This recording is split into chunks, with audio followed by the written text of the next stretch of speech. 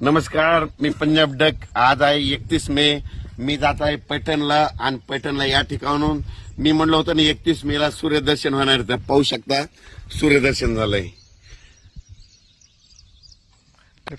राज्यातल्या शेतकऱ्यांना सांगू इच्छितो की तुम्ही काय करा, आज 31 मे पासून 6 जून पर्यंत तुम्ही शेताचे कामे करून घ्या. कारण की आता 2 दिवसात वापसा होणार आहे.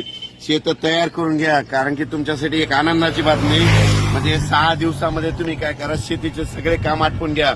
7 जून नंतर आपल्या महाराष्ट्रामध्ये परत पावसाला सुरुवात होणार आहे. म्हणून ह्या अंदाज लक्षात घ्यायचा.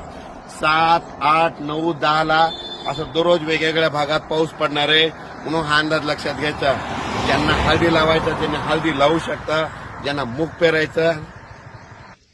मूग पेरायचं तर पेरू शकता. कारण की मूग पेरल्यानंतर उगवतं. जर लवकर पेरणी केली तर त्या मुगाला खूप चांगला उतार येतो. उडीद